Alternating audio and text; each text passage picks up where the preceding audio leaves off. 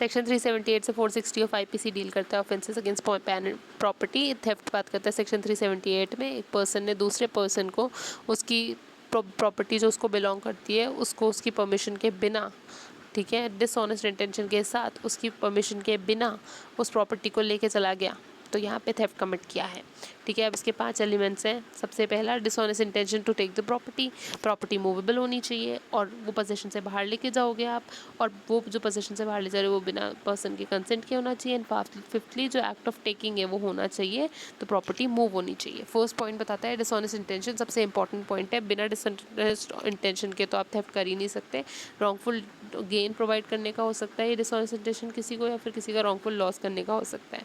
For example, आप किसी के घर गए, आपने उसका नेकलेस देखा, आप उठा के ले गए क्योंकि आपको सुंदर लगा बिना उसकी परमिशन के, डिसऑनेस्ट इंटेंशन के साथ, तो यहाँ पे आपने चोरी की।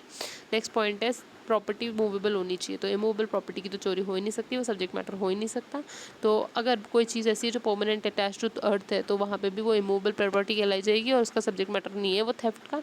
लेकिन अगर आपने उसको सेवर कर दिया फ्रॉम द अर्थ, अब वो मूव होने के कैपेबल है, तो फिर वो बन सकती है subject matter of theft. For example, एक स्टैंडिंग ट्री है तो वो अटैच टू अर्थ है, तो देयरफॉर वो चोरी नहीं हो सकता। लेकिन अगर आपने उसको सेवर कर दिया, कट डाउन कर दिया, तो वहाँ पे वो चोरी हो सकता है।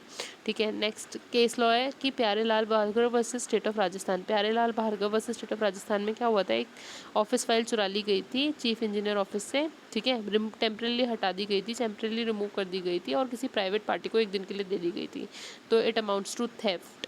ऑनरेबल कोर्ट ने क्या बोला कि जो लॉस था वो परमानेंट नहीं था, इवन तो डिस्पोजिशन ऑफ प्रॉपर्टी था वो भी परमानेंट नहीं था। लेकिन यहाँ पे एक चीज़ देखी जाएगी कि आपने बाकी सारे एसेंशियल्स फुलफिल किए, तो अब थोड़ी सी देर के लिए किया तो दैट इज़ इनसिग्निफिकेंट, आपने चोरी की है। ठीक है, ऑल्दो आपका इंटेंशन रहा होगा कि आप उसको रिस्टोर कर दोगे, फिर भी आपने चोरी की है। थर्ड पॉइंट बताता है तो property must be taken out of the position of the person, तो प्रॉपर्टी पोजीशन से बाहर लेके जाओगे। अगर आप नहीं लेके गए तब तक कोई ऑफेंस क्रिएट नहीं किया गया है। इलस्ट्रेशन में बताया गया कि वाई को एक्स के घर पे, एक्स के सोफे पे उसका फ़ोन मिला तो वो उसको लेके चला गया, तो चोरी कमिट की है। नाउ केस लॉ क्या है, Rakesh versus state of and city of Delhi. तो इसमें क्या हुआ था, ऑनरेबल कोर्ट ने बोला था कि मेयरली जो इंटेंशन ऑफ द ऑफेंडर है कि वो डिसऑनेस्ट इंटेंशन के साथ किसी की पोजेस्ड प्रॉपर्टी को उसके पोजीशन से बाहर लेके जाएगा तो थेफ्ट नहीं कहा जाएगा जब तक एक्चुअल जो रिमूवल ऑफ द प्रॉपर्टी है वो नहीं करता वो। ठीक है, ना फोर्थ पॉइंट है property should be taken without persons consent, तो बिना कंसेंट के आप बाहर लेके जाओगे, एक्सप्रेस इम्प्लाइड कैसा भी कंसेंट नहीं होना चाहिए प्रायर।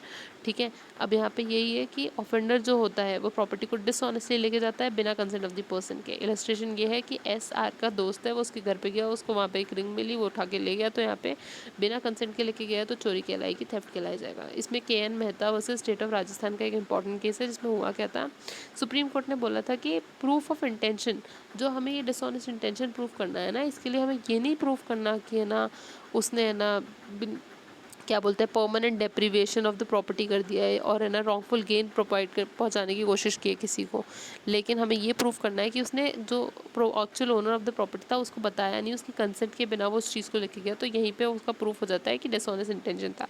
लास्टली फिफ्थ पॉइंट है प्रॉपर्टी शुड बी रिमूव्ड, मतलब property should be moved in order two of such taking, तो यहाँ पे अगर प्रॉपर्टी एक्चुअली में मूव नहीं हो रही है तो थेफ्ट कमिट नहीं हो रहा है। ठीक है, एक्चुअली में अगर आपको थेफ्ट कमिट करना है तो आपको उस प्रॉपर्टी को डिसऑनेस्ट इंटेंशन के साथ लेके जाना पड़ेगा।